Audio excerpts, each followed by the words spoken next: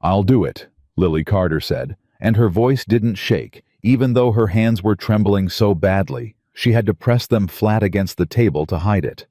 Across from her sat Ethan Hale, the most feared man in Copper Ridge, watching her with eyes that gave nothing away. Her father couldn't look at her. Her mother had stopped breathing. The marriage contract lay between them like a wound. She was 22 years old. She had never chosen this man. She didn't even know his name 3 days ago. And now she was signing her life to him to save everyone she loved. If this story already has your heart, you're in the right place. Subscribe to our channel, follow this story all the way to its end, and drop a comment telling us what city you're watching from. I want to see exactly how far this story has traveled. The morning it happened, Lily Carter was elbow-deep in bread dough when her father called her name from the front room. His voice had a particular sound when something was wrong. Flat, careful the way a man sounds when he's already decided something he doesn't want to explain. She'd heard that voice the day the well ran dry. She'd heard it again the winter they slaughtered the last 2 hogs.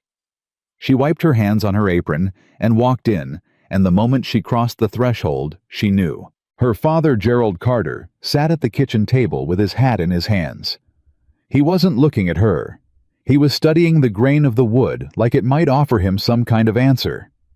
Her mother, Ruth, stood near the window with her arms crossed tight over her chest, the way she stood when she was holding herself together by sheer will alone. "Sit down, Lily," Gerald said. She didn't sit. "Whatever you're about to say, just say it standing," he exhaled. "Ethan Hale came to see me yesterday." The name landed like a stone dropped into still water. Lily felt the ripple move through her before she even understood why. Everyone in Copper Ridge knew the name Ethan Hale. They knew it the way they knew a storm was coming, not from any particular noise, but from a feeling in the air. He owned the largest cattle ranch in the valley. He kept to himself. He hired the men no one else would hire and paid them better than anyone thought fair. He didn't come to church socials. He didn't drink at the saloon. He was rarely seen in town, and when he was, people stepped out of his way, not because he was violent, he wasn't, but because there was something in the way he moved that said he had already accounted for every possibility and found none of them worth worrying about. He was 34 years old and had never been married. "Why," Lily said slowly, "would Ethan Hale come to see you?" Gerald set his hat on the table. "He's offering to clear our debt. All of it. Every dollar. The feed loans, the mortgage, arrears, the money we owe the Hendersons for the seed we never paid back." He paused. "All of it. In exchange for—" "No." Lily's voice came out harder than she intended. "No. Stop right there. Lily, you're going to tell me he wants to marry me?" She laughed, but there was nothing warm in it. "Papa, I am 22 years old. I am not a land deed. You cannot hand me over to settle a debt like I'm livestock."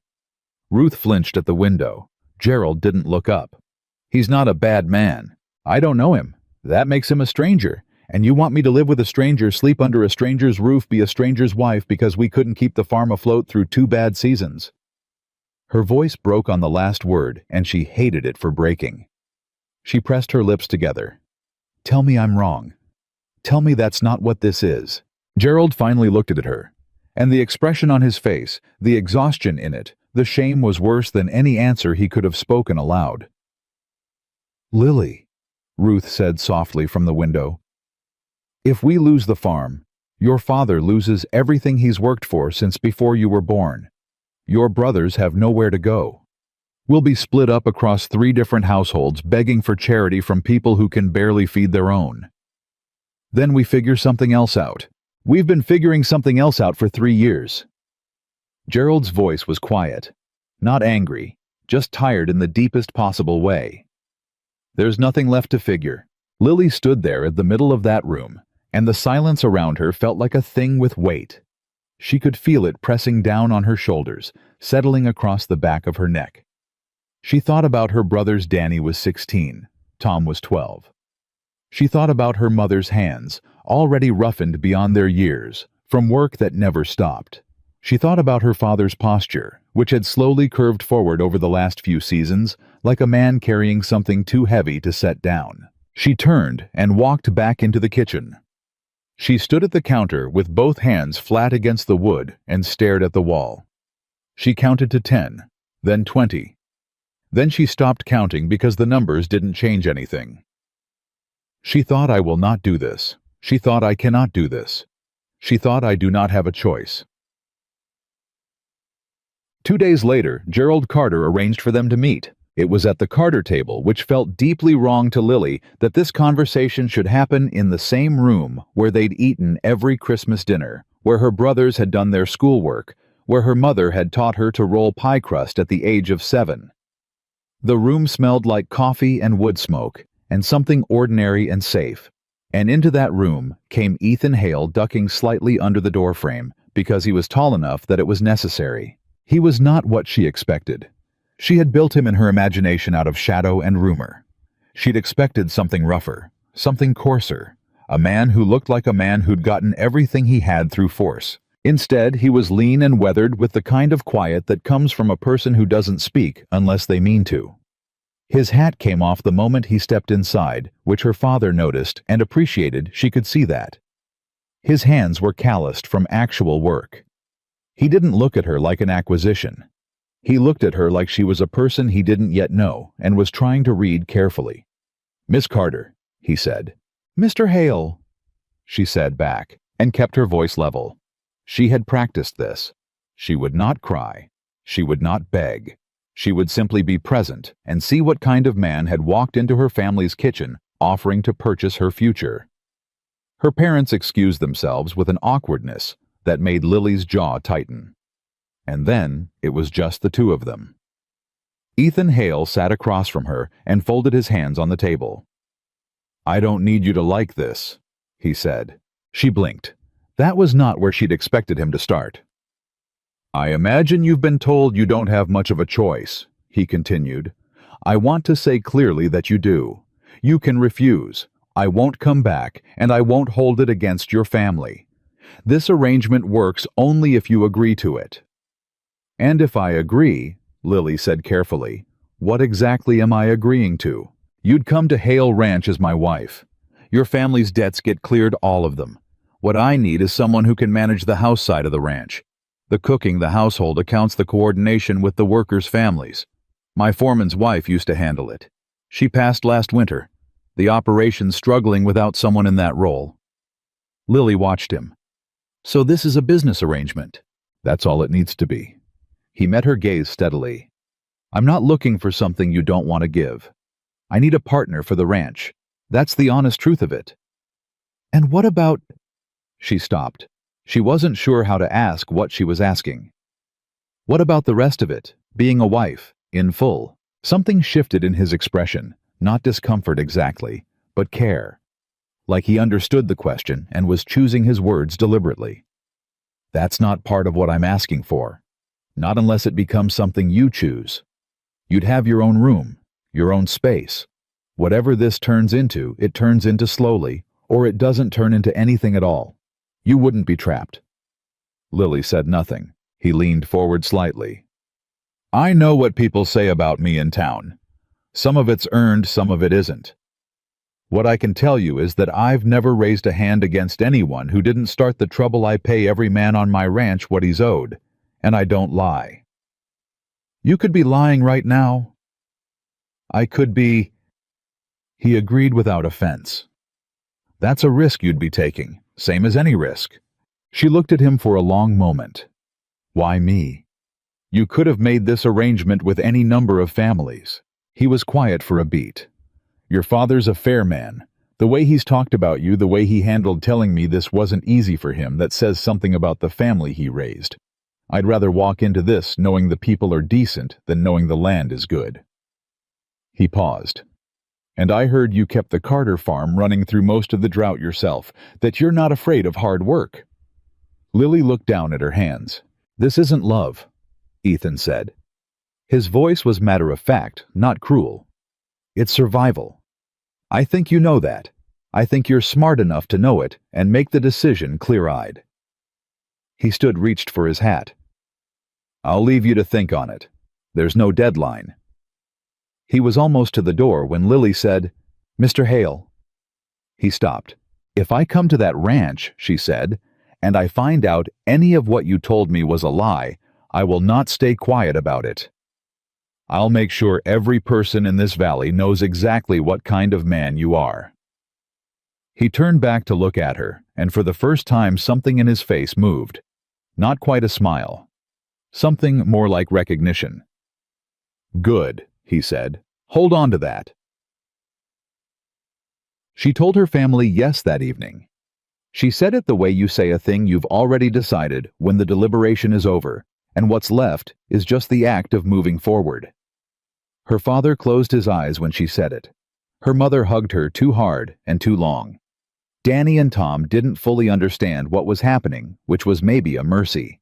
That night, alone in her room, Lily allowed herself exactly 1 hour of feeling everything she was feeling. The fear. The grief for the life she'd imagined that now had a door closing quietly in front of it. The anger clean and hot that this was where a drought and bad luck and a world that didn't leave many doors open for women had brought her. Then she sat up, lit the lamp, and started making a list of what she'd need to bring with her. She was not going to Hale Ranch as a victim. She was going as a woman who'd made a calculated decision with her eyes open, and she would manage whatever came next with the same practicality she'd applied to every hard thing she'd survived before this. That was what she told herself. She mostly believed it. The wedding was a small thing. The circuit preacher came through Copper Ridge 3 weeks later, and the ceremony happened in the Carters' front room with only the family present. Lily wore her mother's blue dress altered to fit. Ethan wore a clean shirt and his least worn hat. He didn't look nervous. He didn't look particularly happy either. He looked like a man conducting a serious piece of business with appropriate gravity. When the preacher asked if she consented of her own free will, Lily paused for exactly 1 second, long enough for her mother to draw a quiet breath. Then she said, "I do."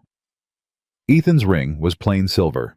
It fit. After the brief celebration, coffee and her mother's pound cake, and some very strained conversation, Ethan brought the wagon around.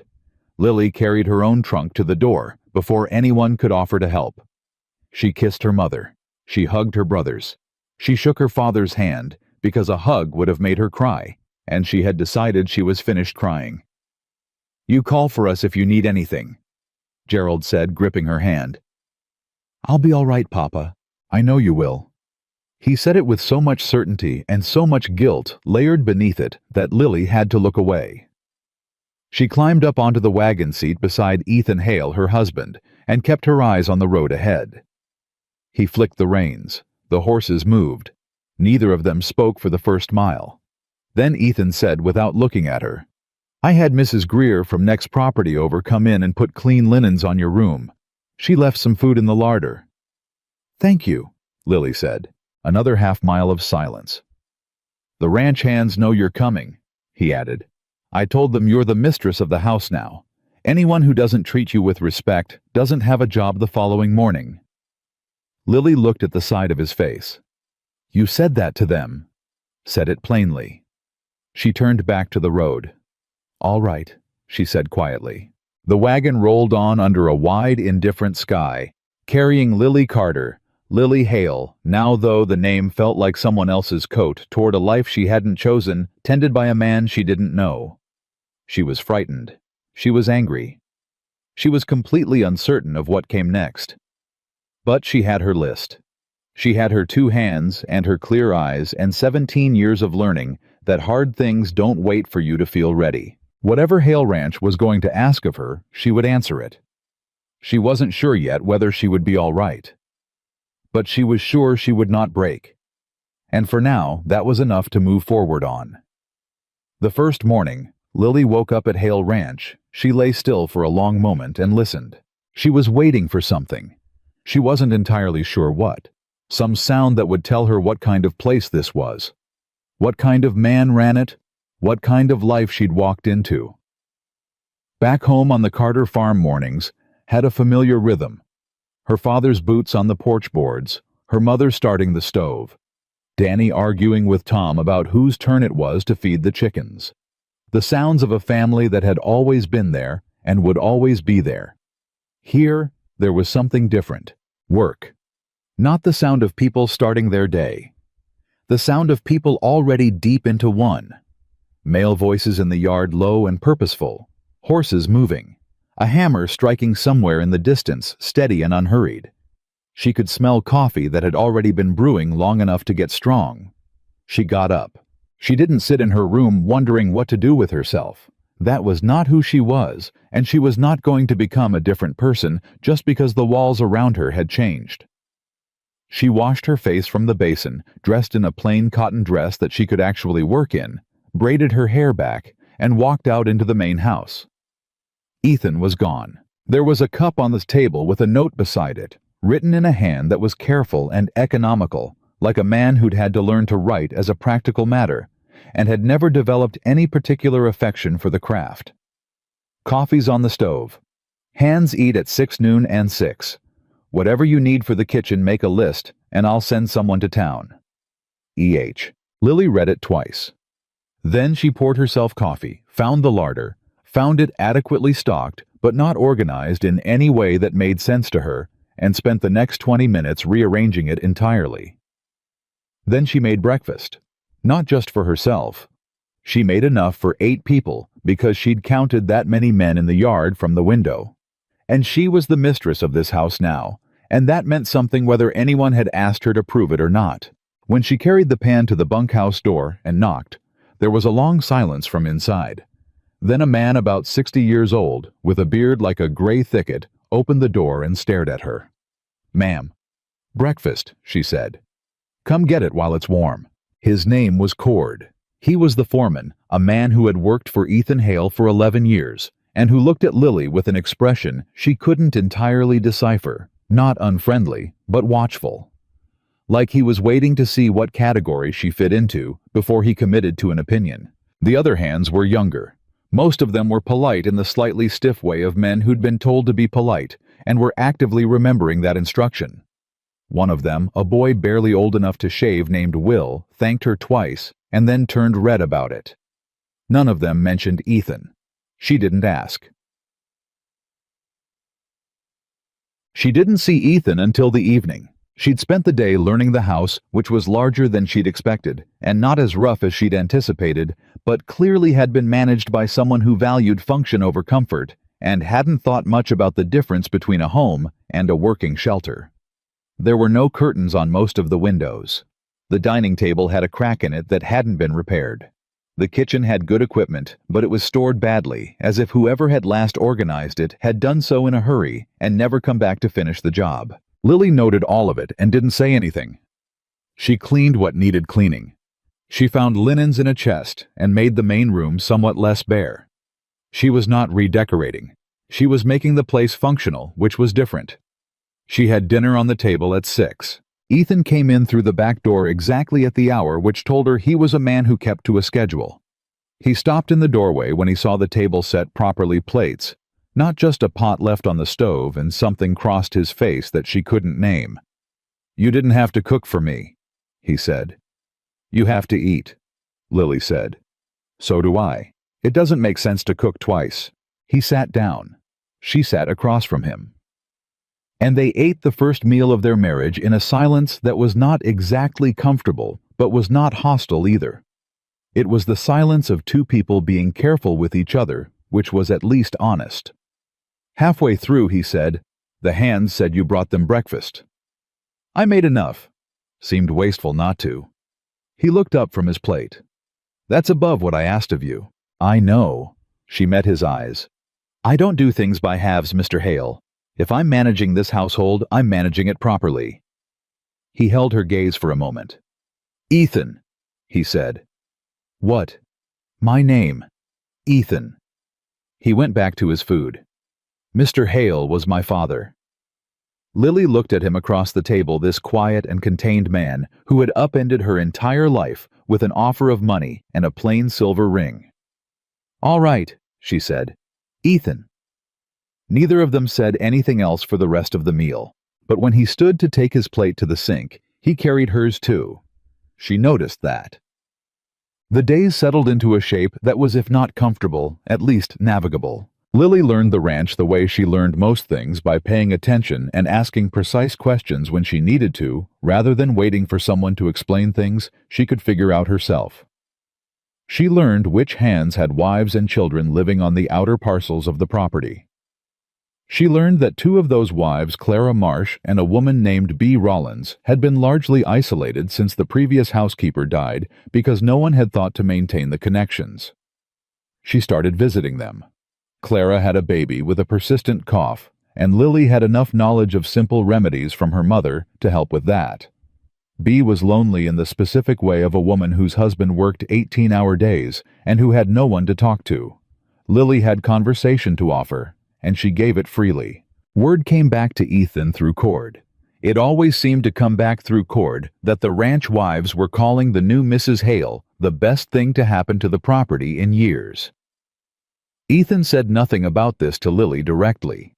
But one evening he came in from the range and set a bolt of blue fabric on the kitchen table without explanation. "What's this?" she asked. "For curtains," he said, and walked through to the back room. Lily stood looking at the fabric for a moment. It was a good quality, better than she would have purchased for herself. She picked it up and ran her thumb along the weave. She didn't say thank you that night, but the next morning she made his coffee exactly the way she'd observed he liked it, strong enough to stand a spoon in, and left it ready at the time he came in from the first round of chores. He noticed that too. The trouble was, the ranch was not an easy place to live, and not because of Ethan. The work itself was relentless. Lily had grown up on a farm and understood hard labor the way most people understand breathing, as something you don't particularly think about, you simply do. But Hale Ranch operated at a scale she hadn't encountered before. There were always fences that needed repair, always cattle that needed tending, always some piece of equipment that had broken at the worst possible moment. The supply chain from town was unreliable. The weather was unkind, and Ethan carried all of it. That was what Lily began to understand in those first weeks, the particular weight of a man who had accepted responsibility for too many people and too many things, and had never, not once, allowed himself to set any of it down. She saw it in the evenings when he came in from the range. She saw it in the set of his jaw, when Cord brought him bad news, and Cord frequently brought him bad news, because that seemed to be the nature of ranching. She saw it in the way he sat at the kitchen table late some nights after he thought she'd gone to bed, going over the account books with the intensity of a man trying to solve a problem that didn't have a clean solution. One night she came out for water and found him like that.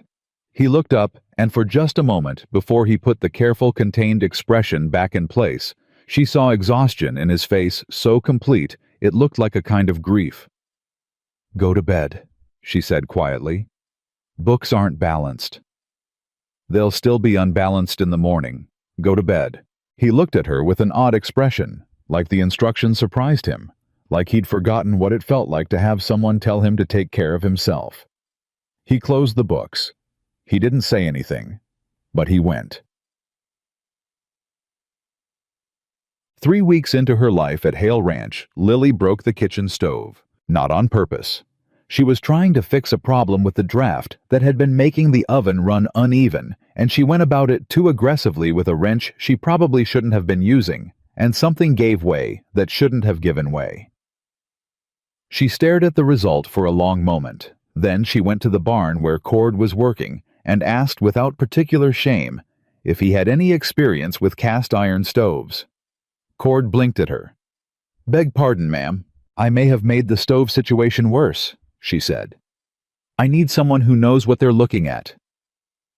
It took her Cord and a hand named Pete most of the afternoon to fix it properly. By the time Ethan came in for dinner, the stove was working better than it ever had. Dinner was only 40 minutes late, and Lily had grease on her forearm that she hadn't quite managed to scrub off. Ethan stood in the kitchen doorway and looked at the stove, then at her arm, then at her face. "Cord told me," he said. "I figured." She put a plate in front of him. "It's fixed now. Draft's better than before." He sat down. He looked at the stove again. "You could have just asked me." You were out with the cattle. It needed handling. Lily. His voice was different, something in it she hadn't heard before. Not irritation, something quieter. You could have waited. She sat down across from him. I'm not very good at waiting. He was quiet for a moment, and then he said in a tone so careful it felt like he was handing her something fragile. I know. I can see that. She looked at him. He looked back. Something shifted in the room. Not dramatically, nothing that would have been visible to anyone watching. Just a small, almost imperceptible movement in the distance between them. Like two tectonic plates that had been pressing against each other, suddenly finding a fraction of give. The stove, he said, finally looking down at his plate, has needed that fixed for 2 years. Why didn't you fix it? Didn't have anyone who... He stopped, started again. There wasn't anyone paying attention to it. Lily picked up her fork. There is now, she said. What she hadn't anticipated, what nobody had warned her about, because nobody could have, because it was the kind of thing you only learned by being in the middle of it, was how hard it would be to remain wary of a man who kept proving himself not worth being wary of. She'd built her defenses carefully. She'd told herself a clear story. This is an arrangement. This man is a stranger. Keep yourself protected. Don't mistake practical decency for genuine character.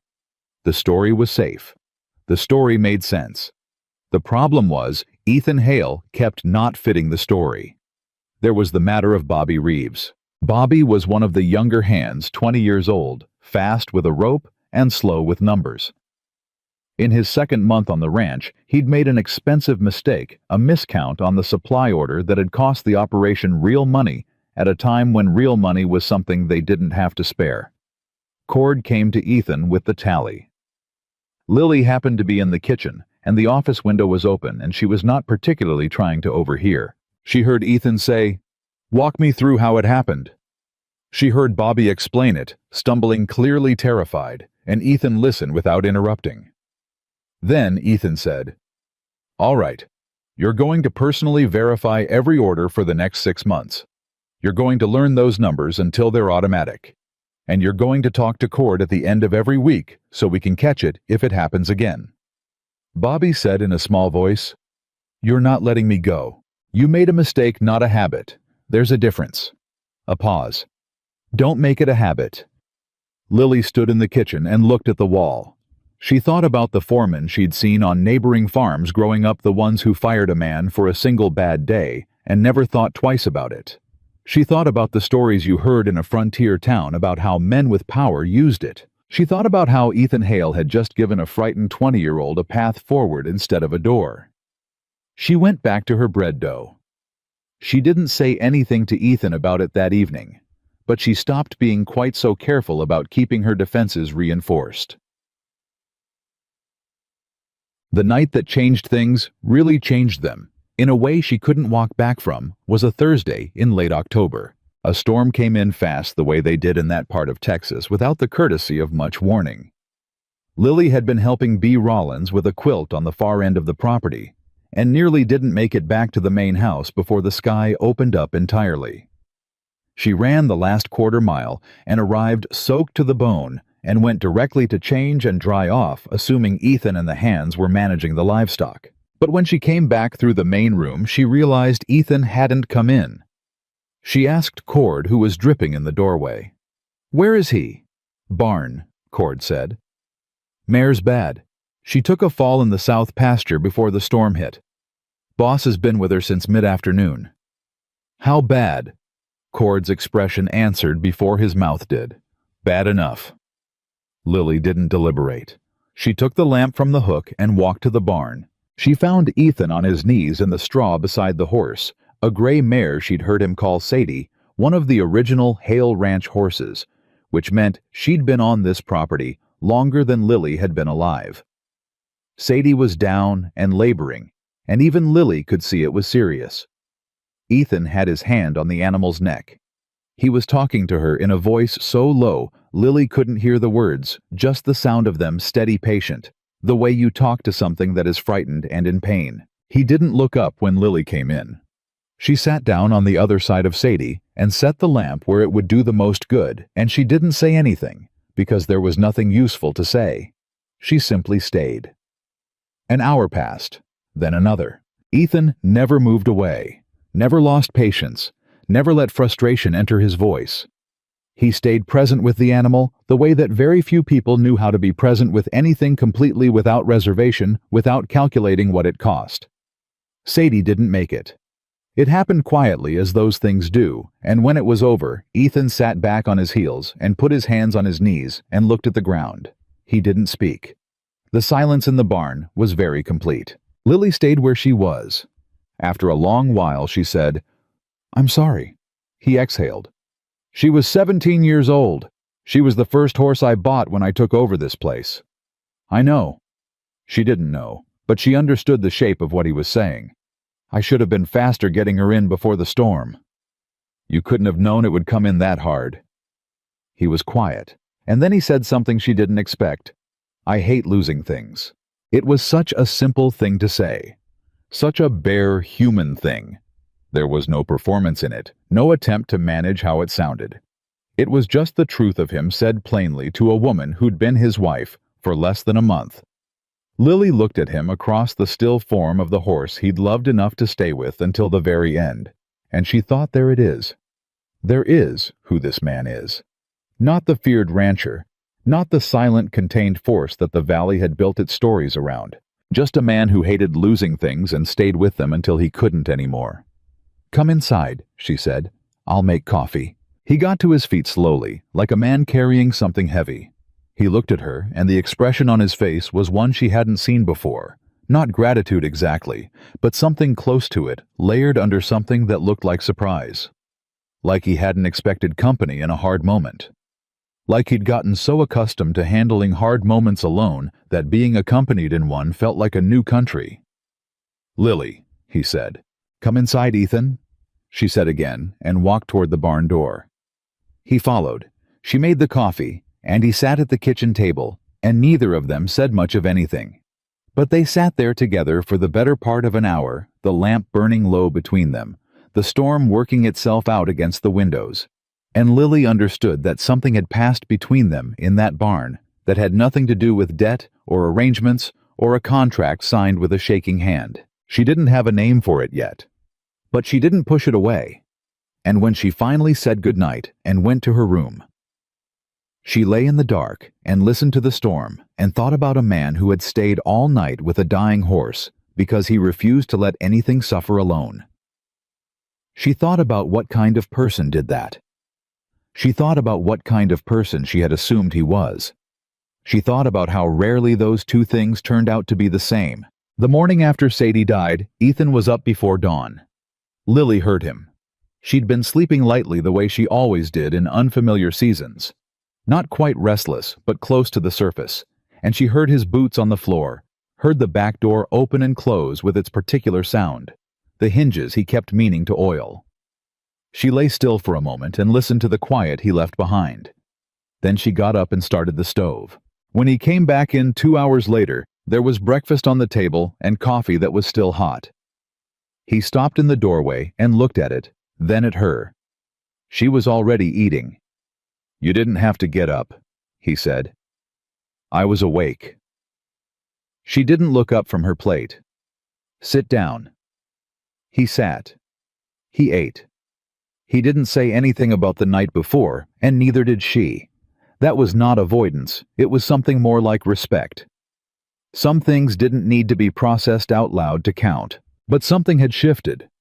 Both of them knew it, and neither of them named it, and that unnamed thing sat between them at the breakfast table, and was in its own strange way more honest than anything they'd yet managed to say. Cord came in halfway through with a problem about the east fence line, and Ethan dealt with it without leaving the table, which was new.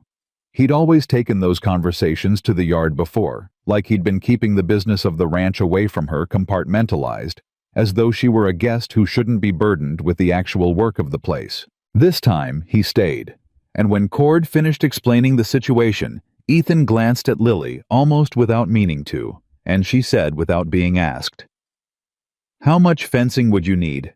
I can add it to the supply order I'm putting together for Saturday. Cord blinked at her. Ethan said, 200 feet, probably 250 to be safe. 250 it is, she said and wrote it down. Cord looked between them with an expression that was carefully neutral and walked back out.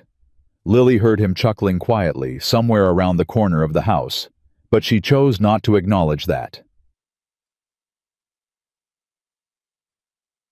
November arrived, and with it the particular quality of a Texas autumn that has no interest in being gentle cold in the mornings, almost warm by midday, and carrying a dry wind that pulled at everything and settled nothing. Lily had been at Hale Ranch for 6 weeks. She had a routine now, which helped. Routines were how she'd always managed.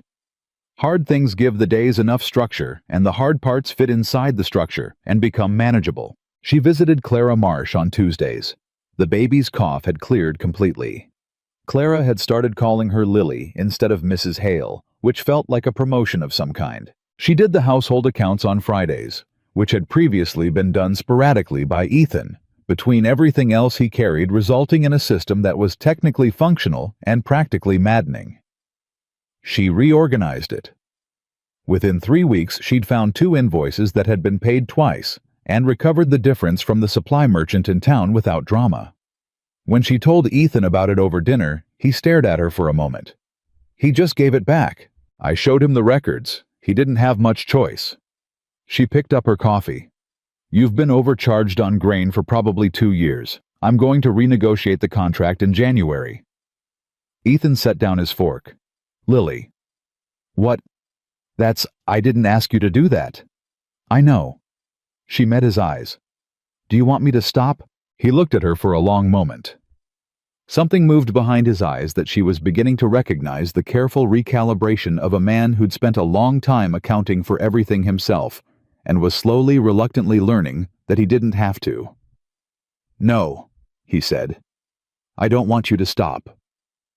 She nodded and went back to her dinner. He watched her for another few seconds before he did the same.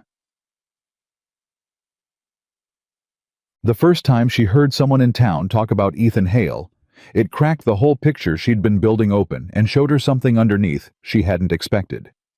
She'd gone to town for supplies with Will, the youngest of the ranch hands, who drove the wagon and talked about everything and nothing, with the cheerful energy of someone who hadn't yet learned that the world sometimes punished enthusiasm. She liked Will. He reminded her of her brother Tom.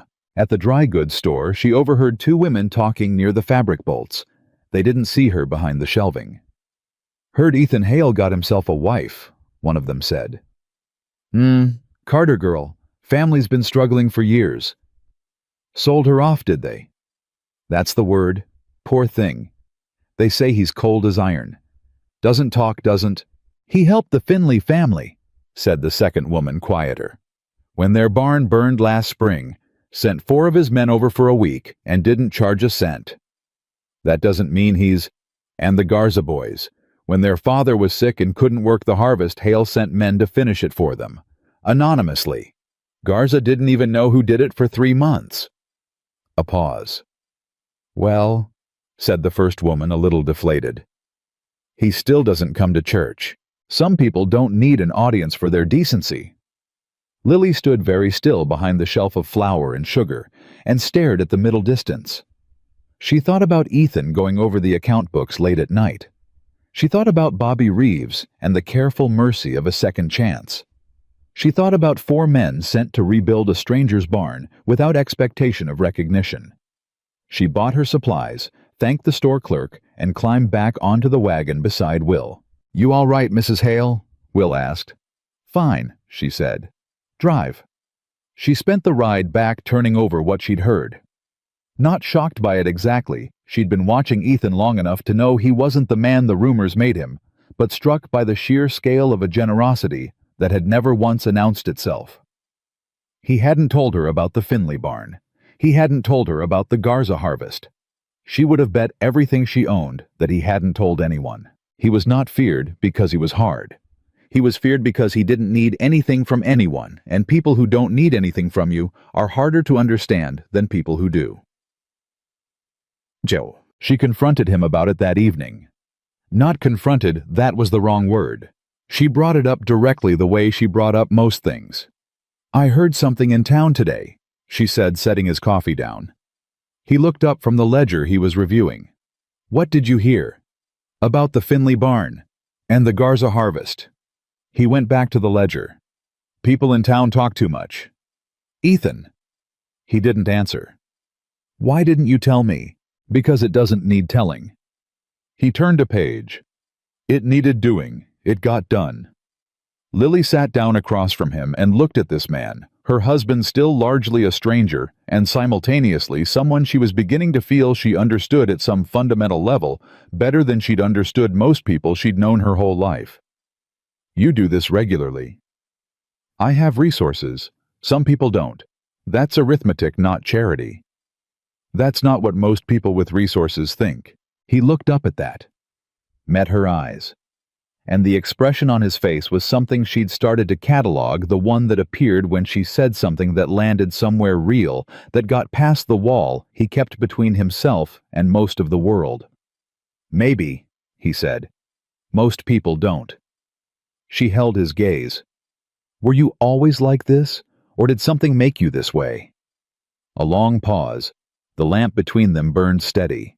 "My father wasn't," he said finally. "Like this." He closed the ledger. He had resources too. He used them differently. She waited. "He owned people's debt the way some men own horses," Ethan said. "Liked the power of it. Liked that they couldn't say no to him." He was looking at the closed ledger, not at her. "When I took over this ranch, I decided that whatever I built it was going to be built different." Lily said nothing. She understood that some things needed room around them after they were said. After a moment, he looked up. "Your family's debt," he said. "I don't hold it. I cleared it. That's not leverage. I want to be clear about that." Something loosened in Lily's chest. Something she hadn't fully known was tight until it released. "I know," she said quietly. "I wasn't sure you did." "I do now." She picked up her coffee. "I did before, actually. I just needed it said." He nodded slowly. And the thing between them, that unnamed thing that had been living at the breakfast table and in the kitchen and in the quiet of shared evenings, got a little larger, a little more substantial, like something finding its shape. The moment that cracked Lily's last defense open happened on a Thursday afternoon, and it had nothing to do with grand gestures. She was in the main room when she heard raised voices from the yard, not angry exactly, but urgent sharp. She was at the door in seconds. One of the hands, a man named Rourke, who'd been with the ranch for 4 years, and who Lily had privately categorized as reliable but difficult, was standing chest to chest with a younger man from a neighboring property. The neighbor was red in the face, and the situation had the particular electricity of something about to become physical. Ethan was already there. He stepped between them without hesitation, not aggressively, but decisively, the way a man steps into a space he intends to occupy completely. He put one hand flat on Rourke's chest and didn't move it. "Walk," he said to Rourke. "Now." Rourke's jaw worked. He wanted to argue. He looked at Ethan's face and didn't. He walked. Ethan turned to the neighbor kid, he couldn't have been more than 17, and looked at him until the red started fading from his face. "What's the actual problem?" Ethan asked, even patient, like there was no adrenaline in him at all. The kid swallowed. "Rourke said my father's fence is on Hale land. Said he was going to—" "He's not going to do anything," Ethan said. "I'll have Cord look at the survey line this week. If there's an overlap, we'll figure it out between your father and me like adults." He paused.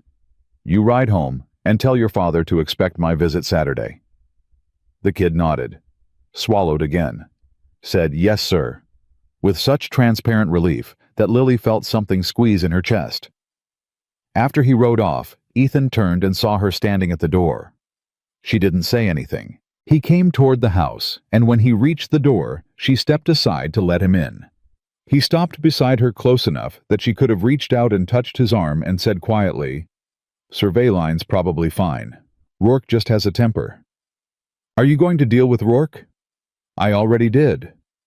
He looked at her. You saw. He walks that line again. He won't. Said with certainty, not threat. The way Ethan said most things he meant. Lily looked up at him in the doorway. He was close enough now that she could see the particular quality of his eyes. Not cold, she realized had never been cold, just measuring. Always measuring, always turning the world over carefully before forming an opinion of it. Like a man who'd been wrong about things once and decided never to be wrong about something he could have looked at more carefully. She thought no one has ever taken care of this man.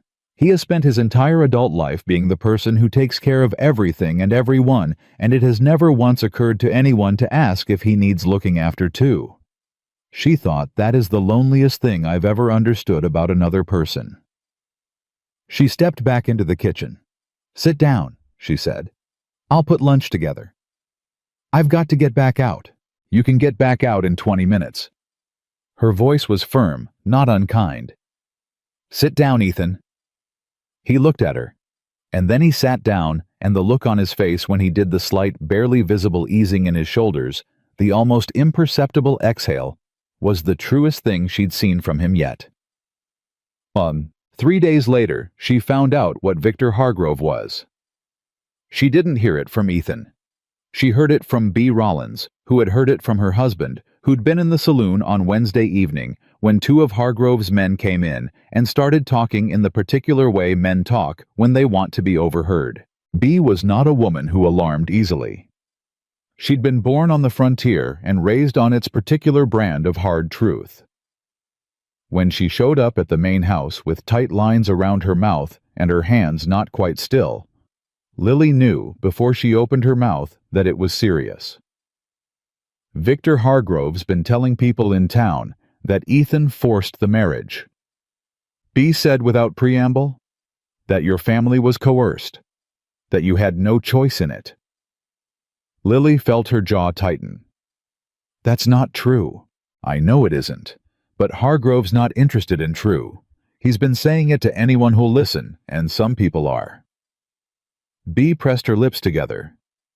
He's also been asking questions about the Hale Ranch deed, specifically about the survey from 8 years ago. Something cold moved through Lily. Why? Nobody's quite sure. But his man Cutter has been in the county clerk's office twice this month, and the word is he's looking for something. Lily stood in the kitchen and felt the information settle into her the way cold water settles fast and complete and impossible to ignore. She thought about Ethan's father's ledgers that she'd found in the office, the ones she'd been slowly reorganizing. She thought about the survey records she'd seen referenced in some of the older property documents. She thought about a man powerful enough and ruthless enough to look at Hale Ranch and decide he wanted it. She thought about Ethan, who had spent his entire life building something decent, something fair, something worth having. And she thought not, while I'm standing here. Thank you for telling me, she said to B. Her voice was level, completely level. After B left, she went to the office. She pulled out every property document in the filing cabinet. She sat down at Ethan's desk and began to read. She was not sure what she was looking for, but she was going to know these records better than anyone by the time Ethan came in for dinner. When he did come in 2 hours later and found her surrounded by papers, he stopped completely. "What are you doing?" he asked. She looked up. "Victor Hargrove has been asking questions about your survey records." The stillness that came over Ethan's face was different from his usual quiet. This was the stillness of a man who has heard a name he expected to hear eventually and is now accounting for what comes next. "Who told you that?" B. Rollins. Her husband heard Hargrove's men talking in town. "When?" "Wednesday." She watched him. "You know who he is?" "Yes." He came the rest of the way into the room. He looked at the papers spread across the desk. He looked at her. "I know who he is." "Then tell me." He pulled up the chair across from her and sat down, and the fact that he did that, he didn't redirect, didn't minimize, didn't take the information and go deal with it alone. In the way she'd watched him deal with everything alone, told her that something between them had genuinely changed. "Victor Hargrove wants this land," Ethan said. "Has wanted it for years. We share a western boundary, and there's a water source on the Hale property that would make his southern parcels significantly more valuable." He paused. "He's tried to buy it twice. Both times I said no. So now he's looking for another way." "That's Hargrove." His voice was flat. "He doesn't accept no. He works around it." Lily looked at the documents in front of her. "What am I looking for?" He leaned forward. "Survey markers. The original ones from when my father filed the deed. If there's any irregularity, any gap or ambiguity in the legal description, Hargrove would use it to file a competing claim." "And is there an irregularity?" Ethan met her eyes. "I don't know," he said. "I've never had reason to look that hard." Lily looked back at the papers. Then she picked up the oldest document, a hand-drawn survey from 22 years ago faded along the folds, and said, "Then we look." He stayed at the desk. She moved her lamp closer. And there, in the office of Hale Ranch, with the wind working at the shutters outside, and the full weight of what was coming still shapeless on the horizon, they bent over the same documents and started reading together. Not husband and wife by that point, not exactly, and not strangers either. Something harder to name than either of those. Something that had been built quietly day by day out of shared breakfasts and horses that didn't survive storms and ledgers balanced in lamplight, and a man who sent help to struggling families without ever signing his name. Something that, if neither of them quite had the language for it yet, was nonetheless already real. And outside, Victor Hargrove was already moving. They worked until midnight. Lily's eyes were burning, and her back ached from bending over the desk, but she didn't stop. Ethan sat across from her, with the original deed document spread between them, reading every line of legal description, the way a man reads a contract he suspects has a trap in it, slowly, repeatedly, with particular attention to anything that felt too smooth. At 11:30, Lily found it. It wasn't dramatic. It was a small thing, a discrepancy between the original 1861 survey description and the amended filing from 1869. A single creek marker referenced differently in each document. In the original, the western boundary ran from the Cedar Post at Miller Creek's North Fork. In the 1869 amendment, it referenced Miller Creek's South Fork. 2 words, 8 years apart. And between those two forks, depending on which document a county judge chose to honor, there was a strip of land approximately 60 yards wide, running the full length of the western boundary. 60 yards that contained the water source Hargrove wanted. Lily set her finger on the discrepancy and looked up. Ethan leaned forward and read it. He read it again. Something went through his face that was not quite surprise, more like a man recognizing the exact shape of what he'd been afraid of. "He knows," Ethan said. It wasn't a question. "He's known for a while, I'd guess." Lily looked at the 1869 document more closely. The handwriting on the amendment was not the same as the original survey. "Ethan, who filed the 1869 amendment."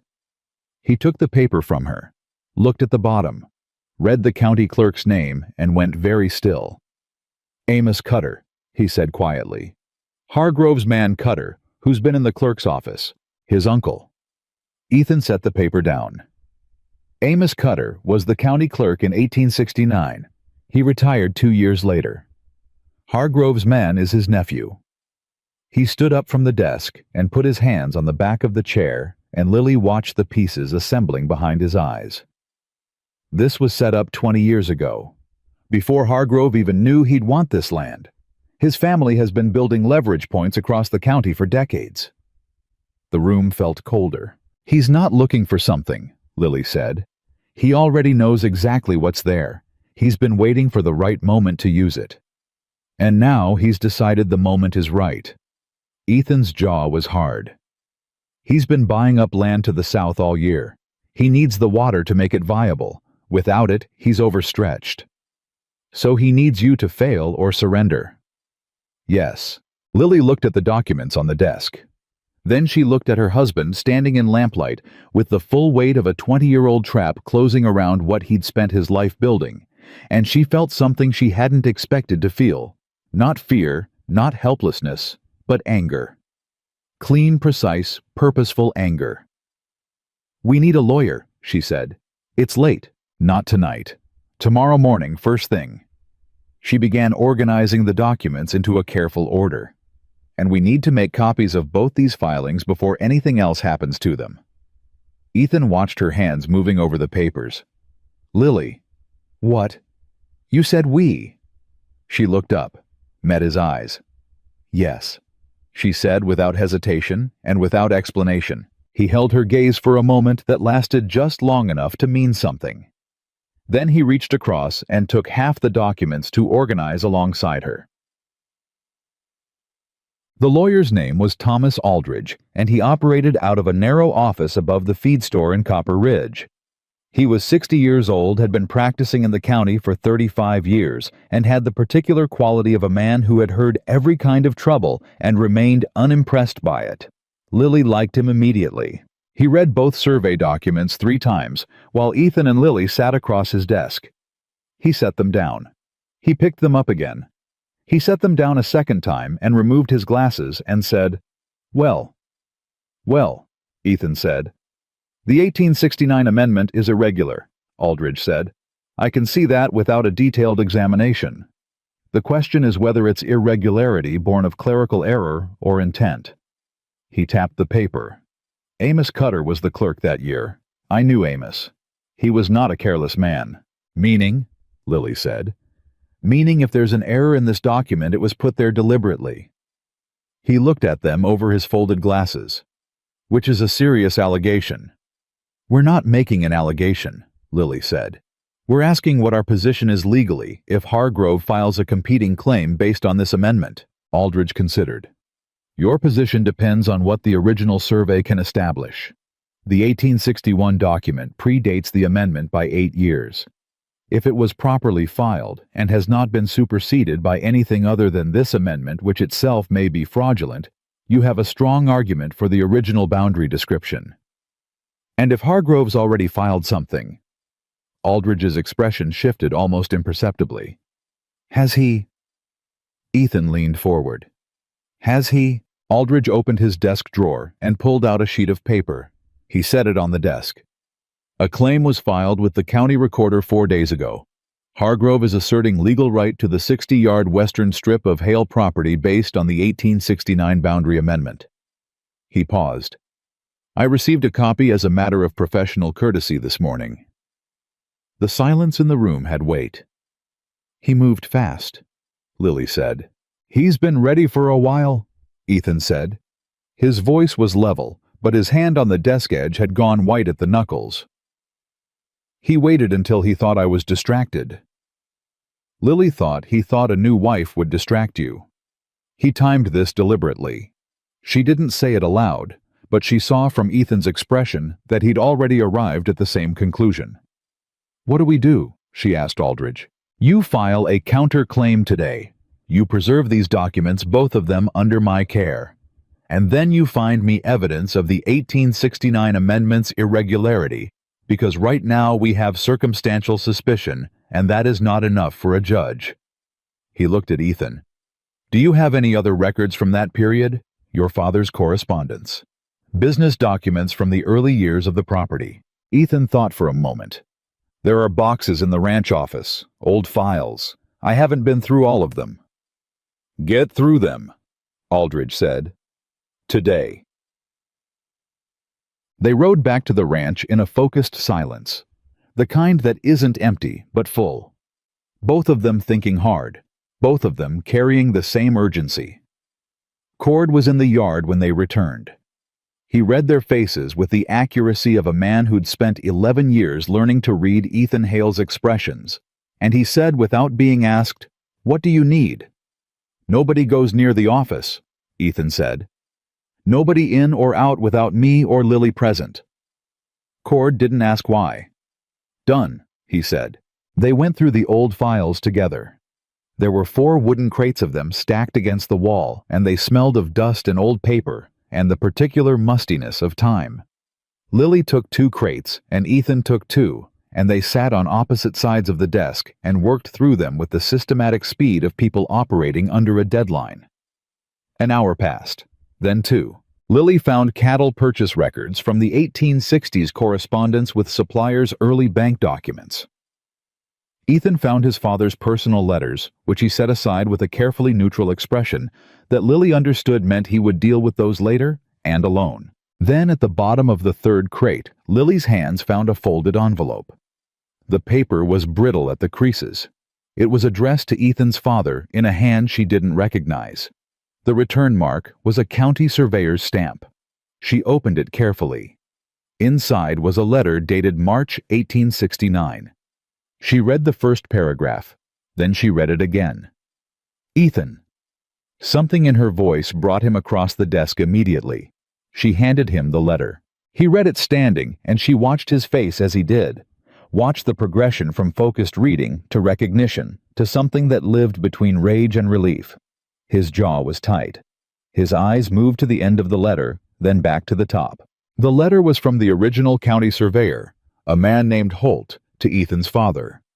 It detailed a conversation Holt had had with the county clerk Amos Cutter, in which Cutter had asked Holt to alter the boundary description in the Hale property amendment.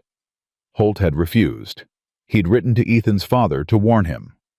The letter said plainly, and in a surveyor's careful hand, that Amos Cutter had been asked by an unnamed party, described only as a man with significant land interests to the south, to introduce an error into the Hale boundary filing. Named party, significant land interests to the south. Hargrove's father.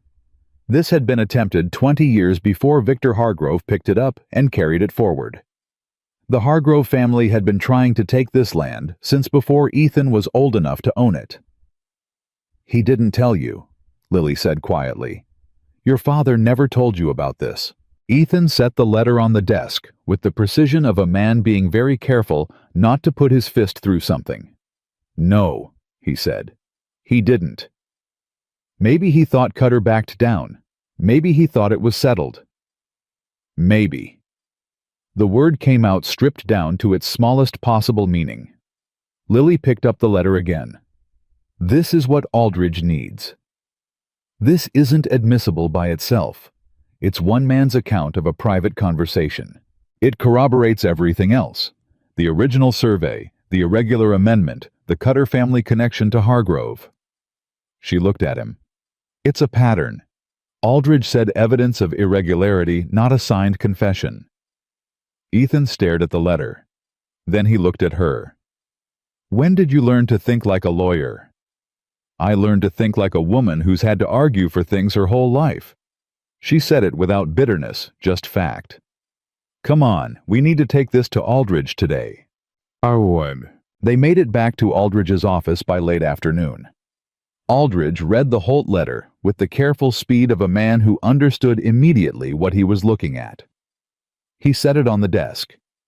He set it next to the original survey and the 1869 amendment and looked at all 3 together. Well, he said again, and this time the words sounded different, less measured, more satisfied. This is a pattern. That's what I told him, Lily said. Aldridge looked at her with the first undisguised appreciation he'd shown since they'd walked in. Mrs. Hale, how did you know to look for this letter? I didn't. I was being systematic. She paused. And I was angry. Aldridge's mouth moved toward something that might have been a smile if he'd let it develop. Anger has won more cases than strategy in my experience. He gathered the documents. I'm going to file a counterclaim today and attach the Holt letter as supporting evidence. I'll request that the county recorder freeze any action on Hargrove's claim pending review. He looked at Ethan. He won't take this quietly. I know, Ethan said. He'll escalate. He'll go after other pressure points. Your water access, your supply contracts, your workers, if he can find an angle. Aldridge looked over his glasses. Victor Hargrove does not lose gracefully. Then he'd better get used to the feeling, Lily said. Both men looked at her. She looked back, steady and clear-eyed. We have the original survey. We have the Holt letter. We have the Cutter family connection and the pattern of interference going back 20 years. We are not going to lose this." She paused. "We just need to make sure Hargrove knows it too." Ethan was quiet beside her. She didn't look at him, but she felt him looking at her, and it was the particular quality of attention she'd come to recognize, not assessment anymore, not the careful measuring of a man who doesn't know what to make of someone. Something different. Something warmer and more specific than that. On the way back to the ranch, Hargrove found them. Not by accident. He was waiting on the main road, a big man well dressed for frontier standards, with the particular posture of someone accustomed to other people moving out of his way.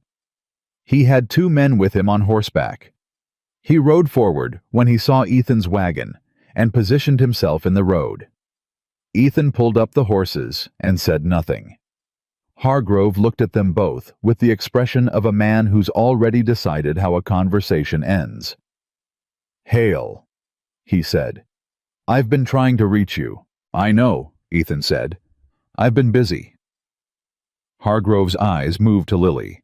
He looked at her the way men like him looked at women, calculating what her presence meant, whether she was an asset or a liability in the conversation he planned to have.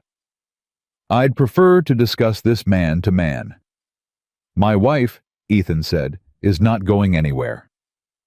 Lily felt that land, said simply, directly, without hesitation or apology.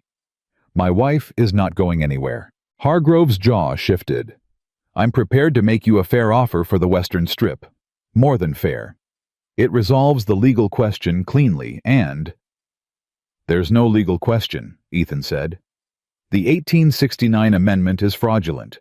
We have evidence of that. You'll hear about it formally when Aldridge files tomorrow morning." Hargrove went very still. "Amos Cutter," Lily said, and watched the name hit Hargrove the way a stone hits water. His expression didn't break. Men like him had too much practice for that, but something behind his eyes shifted fast, recalculating. She pressed forward. "Your family has been after this land for 20 years. We have the paper trail going back to 1869. Every step of it." "I don't know what you think you have." "We know what we have," Lily said.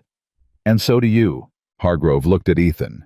When charm and intimidation both fail men, like Hargrove, look for a crack, some hesitation, some fear, something to work against. "You want to do this publicly," he said. "You want a county court case. I have lawyers who'll drag this out for 2 years. Cost you more than the land is worth." "Let them talk," Ethan said quietly, with the certainty of someone who has already made peace with the cost. "We'll stand on truth." Hargrove's men shifted behind him. Hargrove himself sat very still on his horse and looked at these 2 people sitting side by side on a wagon. This man he'd been planning around for years, and the woman he'd dismissed as a distraction and a weakness. And something crossed his face that he probably didn't intend to show. He recognized that he'd miscalculated. Not the land, not the documents, not the legal strategy. He'd miscalculated the people. He'd expected to find Ethan Hale isolated and managing a new domestic situation that would split his attention. He'd found Ethan Hale with a partner. "This isn't finished," Hargrove said. "No," Ethan agreed. "It isn't." Hargrove turned his horse and rode his men following, and when the sound of hooves faded, the road was quiet. Lily exhaled. Ethan looked at her. She looked at him. They were close on the wagon seat, close in the way that shared work and shared danger makes people close, which is a different kind of close from any other. "You told him about Amos Cutter," Ethan said. "I wanted to see his face when he heard it." "Strategically, it would have been better to save that for the courtroom." "Strategically," she agreed. But it felt right. He was quiet for a moment, and then, quietly, against every instinct of a man who had spent years keeping his expressions to himself. Ethan Hale smiled. Not broadly, just enough. Just barely enough that she could see it. "Yeah," he said. "It did." She looked at the road ahead. Something warm was moving through her chest, and she let it because she was done fighting the things that were simply true. "Drive," she said. He flicked the reins. The horses moved forward, and for the first time since she'd signed her name on that marriage contract with a shaking hand, Lily Hale felt completely, solidly, undeniably certain she was exactly where she was supposed to be. The 2 weeks before the hearing were the hardest. Not because of the legal preparation, though, that was demanding enough. Aldridge had them in his office 3 separate times, walking through documents, rehearsing testimony, building the sequence of evidence into something a judge couldn't dismiss.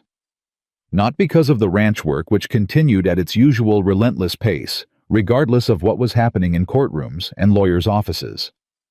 Not even because of Hargrove, who was moving exactly as Aldridge had predicted, quietly, systematically applying pressure at every point he could find. The hardest part was the town. Hargrove's version of the story had spread the way bad stories always spread, faster than truth, sticking to people in ways that were difficult to dislodge. Lily heard it in fragments. At the dry goods store, conversations that stopped when she walked in. At the post office, a look from the postmaster's wife that lasted a half-second too long.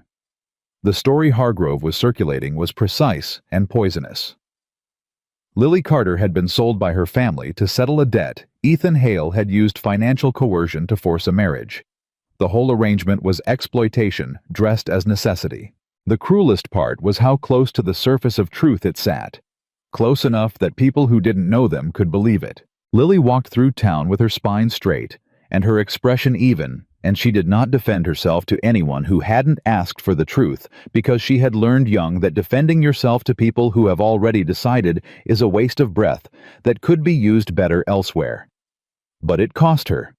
It cost her in the particular way that being accurately understood matters to a person, not vanity, not reputation, but the basic human need to be seen as you actually are. She didn't tell Ethan how much it cost her. She thought she was hiding it effectively. She was wrong. One evening she came back from town to find Ethan in the kitchen, which was unusual. He was rarely inside before dinner. He was standing at the counter with his arms folded, and when she came through the door, he looked at her with an expression that cut straight through the careful face she'd been wearing all afternoon. "Cord was in town today," he said. "He told me what happened at the Mercantile." Lily set her basket on the table. "It's fine." "It's not fine." "Ethan, Mrs. Garvey said something to you." His voice was level, but there was something underneath it that she hadn't heard before. A heat controlled, but present. Cord heard it. Lily looked at him. "She asked me in front of 4 other women whether I'd signed the marriage contract myself, or whether my father had signed it for me." She paused. She made it sound like a kindness, like she was giving me an opportunity to admit I was a victim. Ethan's jaw was hard. "What did you say?" "I told her I signed it myself with my own hand after a conversation with my husband in which he told me explicitly I could refuse." She met his eyes. "I told her the debt was cleared because that was the arrangement, and the arrangement was honest, and any person who wanted to characterize it otherwise was welcome to come speak to me directly instead of building stories in the back corners of stores." A beat of silence. 4 other women heard that, Ethan said. 5, actually. The milliner came in partway through. Something shifted in his expression. It moved through him the way things moved through Ethan Hale, not dramatically, not with announcement, but completely. "I should have," he started. "Don't," she said firmly, but not unkindly. "Don't tell me you should have protected me from it. I handled it." "I know you handled it." He looked at her steadily. "That doesn't mean you should have had to handle it alone." The words landed differently than she expected. She stood in the kitchen and felt them settle, felt the specific weight of being told plainly without performance that someone wanted to stand beside her in the hard things. Not because she couldn't manage them, but because she shouldn't have to manage them alone. She thought about what she'd thought in the barn the night Sadie died. Nobody has ever taken care of this man. And now she understood the other side of that thought. The mirror image of it she had spent her entire life being the person who handled things, who managed, who held herself together so well that people forgot to ask if she needed holding too.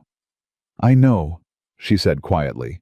He crossed the kitchen and stood in front of her, and this was new, this closeness chosen not incidental, not the result of a shared desk or a wagon seat.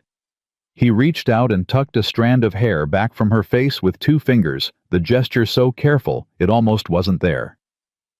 2 more weeks, he said. Then it's done.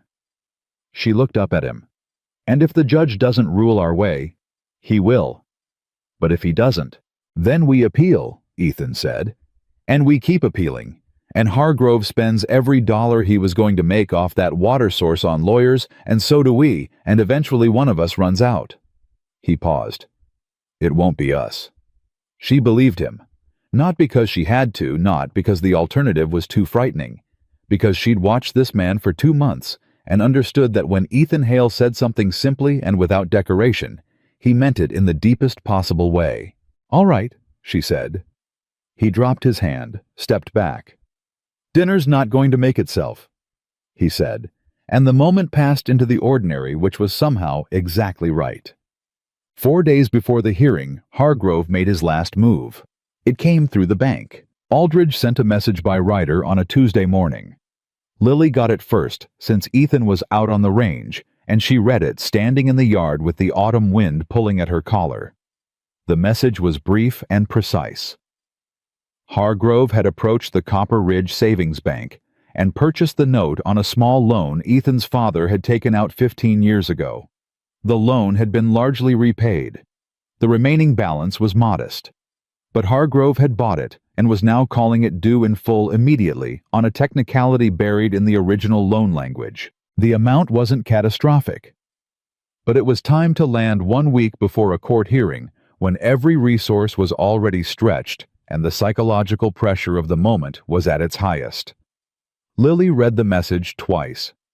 Then she walked to the barn, saddled her horse, something she'd been doing herself for 6 weeks now, without asking anyone, and rode out to find Ethan. She found him at the east fence line with Cord and Pete, and she could tell from the way his body changed when he saw her riding toward them at that pace, that he understood something had happened. She handed him the message without preamble. He read it. His face went very still.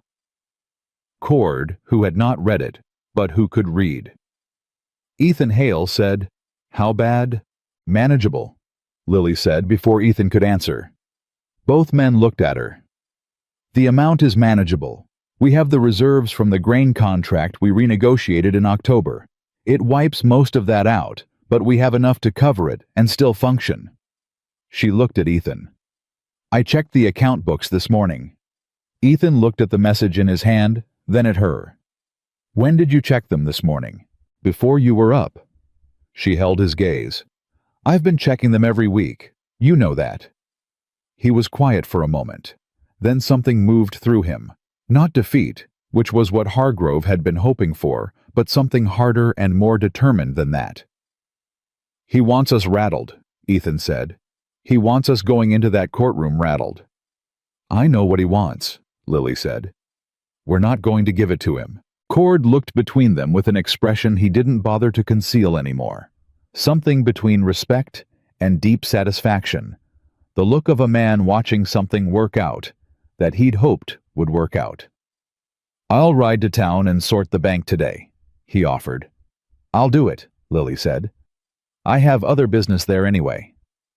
"What other business?" Ethan asked. "I'm going to talk to the Garza family and the Finleys." She gathered her reins. "You've helped half the families in this county and never asked for anything in return. I think it's time we find out whether they'd be willing to come to a courtroom and say who Ethan Hale actually is." She looked at him. "Character witnesses. Aldridge mentioned them. We just haven't pursued them." Ethan stared at her. "Hargrove's been telling his version of who you are for months," she said. "It's time someone told the real one." She turned her horse. "I'll be back by dinner." She heard Cord say something behind her as she rode, and she heard Ethan's response, and she couldn't make out the words, but she heard the tone of it, something quiet and particular and surprised, and she kept riding because there was work to do. The Garza family said yes before she finished asking. Maria Garza, whose husband had worked himself nearly to death the year his sons harvested their crop, unknowingly, assisted by 4 of Ethan Hale's men, looked at Lily across her kitchen table with an expression that said she had been waiting for someone to ask. "We didn't know who did it for months," she said. "When we found out, my husband tried to go thank him. Ethan Hale told him there was nothing to thank, that any decent person would have done the same." She paused. "My husband said he'd never met a man so uncomfortable with gratitude in his life." Lily smiled despite herself. "That sounds right." The Finleys were the same, a family rebuilt by assistance they hadn't asked for and couldn't fully repay, grateful in the specific and permanent way of people who have been helped in a moment of real need. Tom Finley shook Lily's hand and said, "You tell us where to be and when, and we'll be there." She rode home with 4 committed character witnesses, and the bank draft handled, and she felt something she recognized from a long time ago, from before the drought, before the debt, before the marriage contract, and the plain silver ring. She felt useful, not in the grinding half way of the past 3 years, but in the real way, the purposeful way. The way of a person who has found the place where their particular capacities meet something that actually needs them. When she got back to the ranch, Ethan was waiting on the porch. He saw her face. "How many?" he asked. "4 families. Possibly 5. I stopped by the Hendersons on the way back, and their eldest son said he'd speak to his parents." Ethan stepped off the porch and took her horse's bridle as she dismounted. He looked up at her as she swung down, and they were standing close again, that chosen closeness that had been slowly becoming natural. "Lily," he said. "Don't thank me," she said. "I'm not uncomfortable with gratitude, but it's not done yet." He shook his head slowly. "I wasn't going to thank you." He looked at her with that steady measuring quality she'd first read as coldness, and now understood as the opposite, as the careful attention of a man who meant everything he noticed. "I was going to say I don't know what I did to deserve this." "Deserve what?" "You," he said, simply, directly, like he'd decided the word was accurate and didn't need embellishment. She looked at him in the late afternoon light, this man who had blown into her life like a cold wind and turned out to be the warmest thing in it, and she thought about everything she'd been afraid of, and everything that fear had cost her, and everything she would have missed if she'd let it keep running her. "You showed up," she said. "That's what you did. You showed up and you were honest, and you didn't pretend to be something easier than you are." She paused. "That's not nothing, Ethan. For most people, that's everything." He looked at her for a long moment. Then he reached out and took her hand and held it, not dramatically, not as a precursor to anything, just held it the way you hold something you don't want to put down.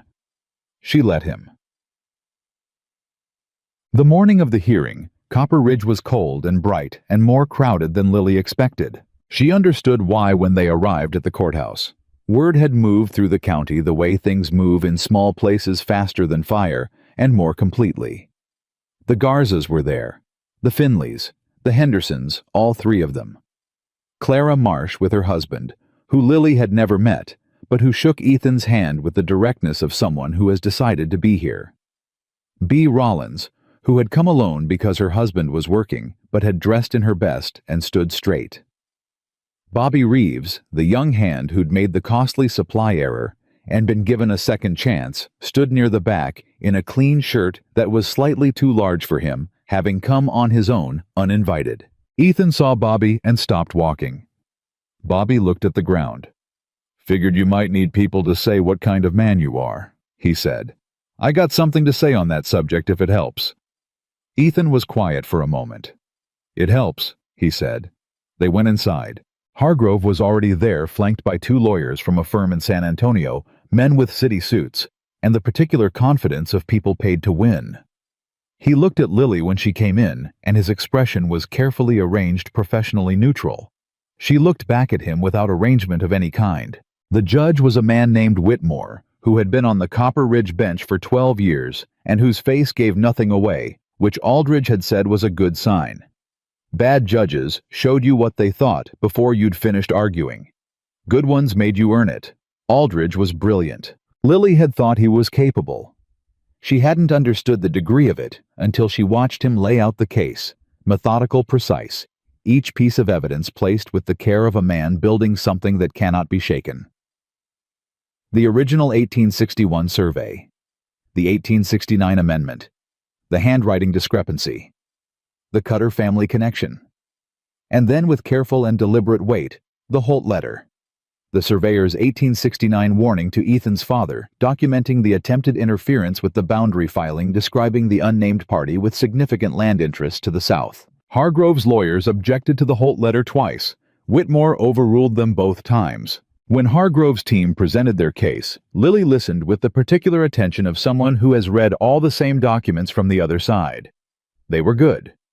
They argued the 1869 amendment, as the controlling document questioned the provenance of the Holt letter, suggested that clerical inconsistency was common in frontier-era filings. It was competent and professional, and it would have worked against a less prepared opponent. Then Aldridge called the character witnesses. Maria Garza told the court about the harvest. Her voice was steady, and her Spanish-accented English was precise, and she looked at Judge Whitmore the whole time she spoke, not at Hargrove, not at Ethan, just at the judge, as though she wanted to be certain he received it directly. Tom Finley described the barn. The Henderson eldest described the time Ethan Hale had ridden 4 hours in winter to help pull their cattle out of a flooded creek, a story Lily hadn't heard before, and she felt Ethan very still beside her. Bobby Reeves described being given a second chance when no other employer in the county would have granted one. And then Aldridge called Lily. She had known this was coming. She had prepared for it. She walked to the front of the room with her shoulders back and her hands steady, and she sat in the chair and looked at Judge Whitmore and waited. Aldridge asked her about the marriage arrangement. She told the truth, all of it, without softening any of the parts that were hard. The debt her family's situation, the conversation at the kitchen table, where Ethan had told her she could refuse. She told the court what Ethan had said, that it worked only if she agreed that it was a business arrangement and nothing more, that she would have her own room and her own space. Hargrove's lawyer stood up for cross-examination. He was smooth and indirect in the way of men who've learned that direct attacks on women in courtrooms tend to backfire. "Mrs. Hale," he said pleasantly, "wouldn't you say you felt significant pressure to agree given your family's circumstances?" "I felt significant pressure from my family's circumstances," Lily said, "not from Ethan Hale.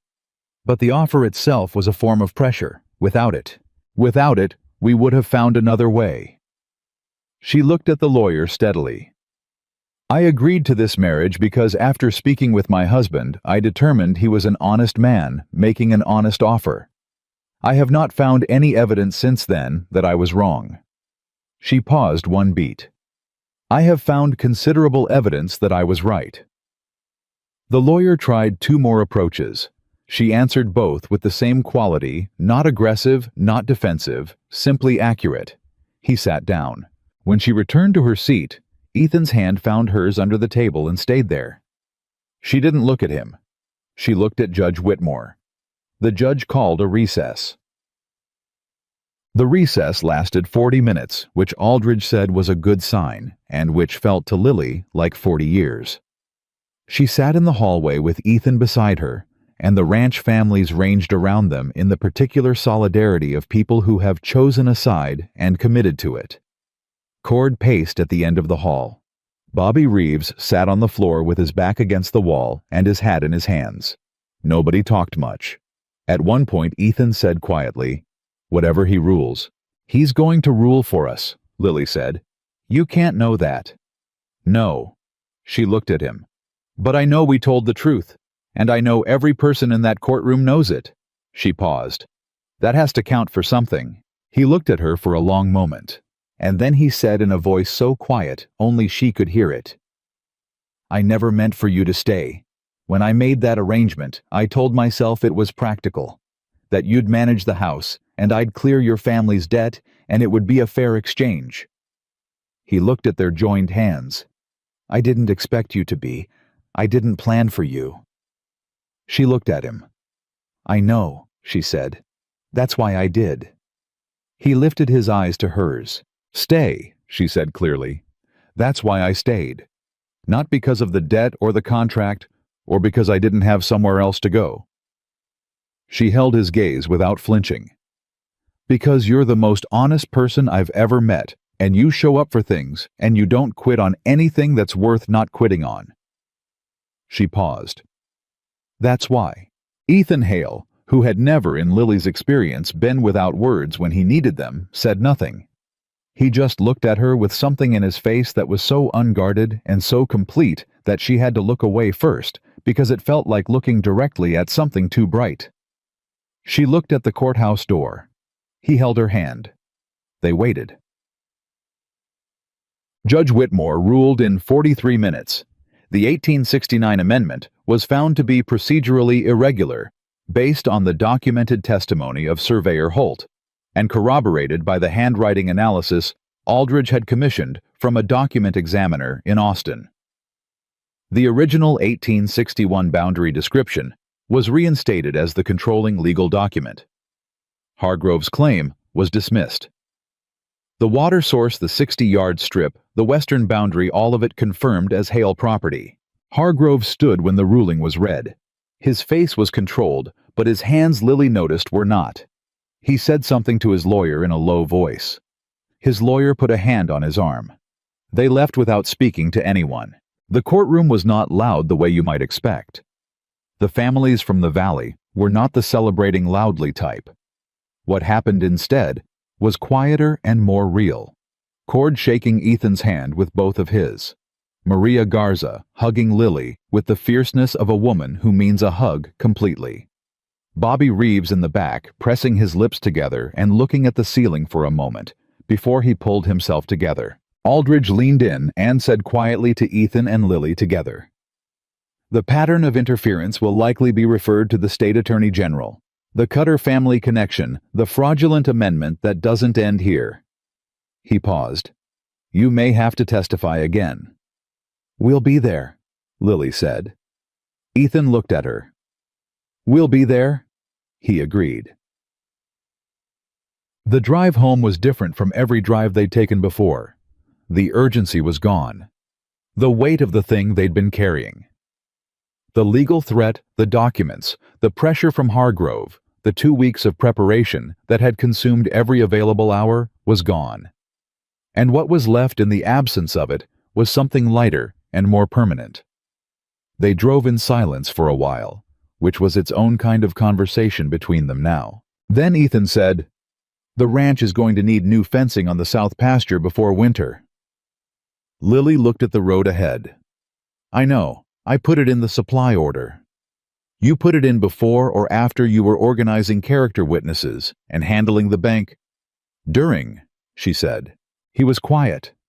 And then he laughed. She'd heard him laugh before, rarely briefly the contained version. This was different. It came from somewhere deeper, and it lasted longer, and it sounded like a man who has set down something heavy and is only now understanding how long he was carrying it. She felt it move through her like sunlight. She started laughing too, and they drove the rest of the way home like that, not about anything specific, just about the sheer accumulated relief of it. The release of two people who had been holding themselves tightly for a very long time. Months later, Hale Ranch was different. Not in the way that looked different from the outside. The cattle were the same cattle. The fences were the same fences, some of them newly repaired. The supply orders went out on the same schedule, and the hands ate at 6 noon and 6. And Cord still brought bad news with the consistency of a man who'd made it a professional practice. But the ranch was not silent anymore. It hadn't been silent for a long time, actually.